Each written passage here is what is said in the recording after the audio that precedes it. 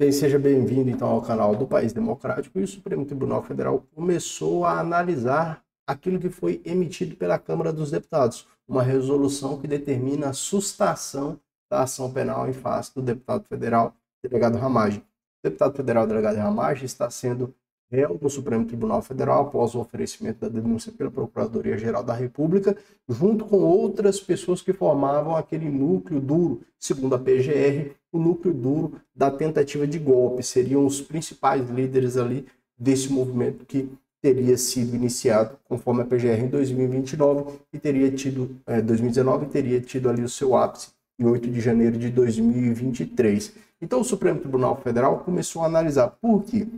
O texto que foi emitido pela Câmara dos Deputados, ele acabou sendo genérico, de modo que determinava a sustação da petição 12.000 que tramita no Supremo Tribunal Federal.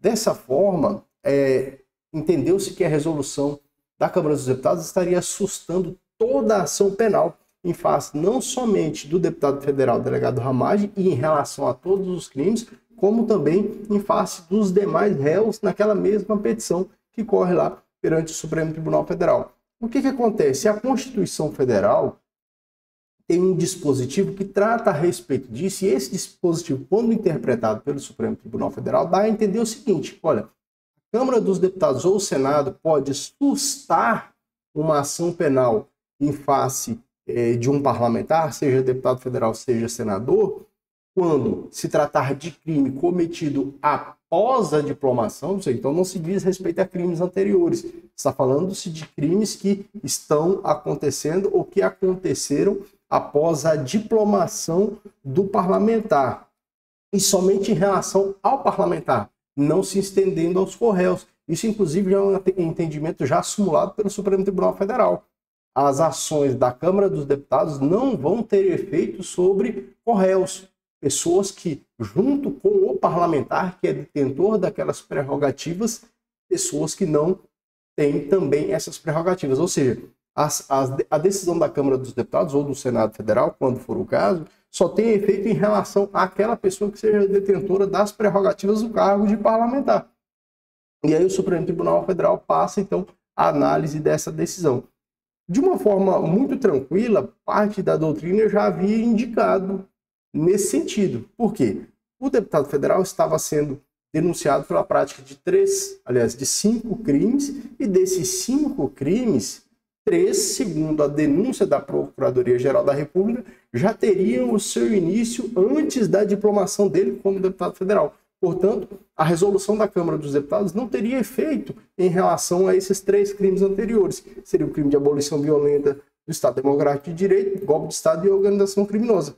Já aqueles eventos que aconteceram em 8 de janeiro de 2023, portanto, depois de dezembro de 2022, quando o deputado federal foi diplomado, sim, essa Câmara teria feito condições de imediatamente determinar a sustação dessas ações penais.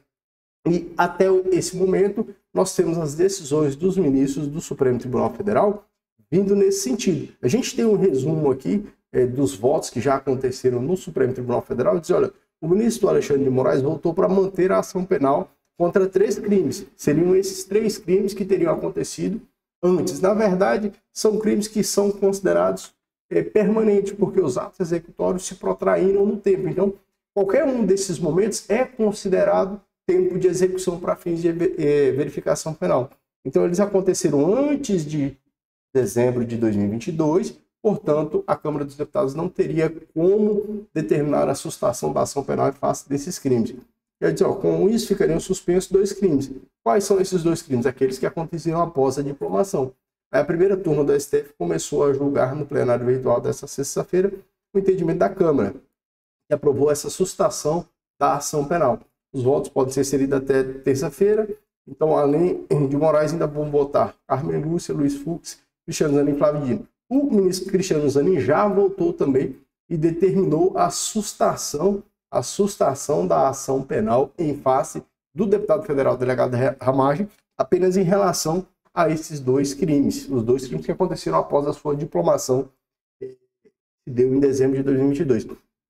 Mas qual o ponto mais interessante aqui? O ponto mais interessante é que essa decisão da Câmara dos Deputados, essa resolução, não vai alcançar o ex-presidente Jair Bolsonaro e também não vai alcançar aqueles outros, aquelas outras pessoas que eram, junto com o ex-presidente, formavam parte do governo que conduziu o país de 2019 a 2022, por exemplo, o general Braga Neto, o tenente-coronel Cid. Essas pessoas não vão ser alcançadas, porque o Supremo Tribunal Federal já tinha um entendimento nesse sentido, né? Já tinha um entendimento nesse sentido.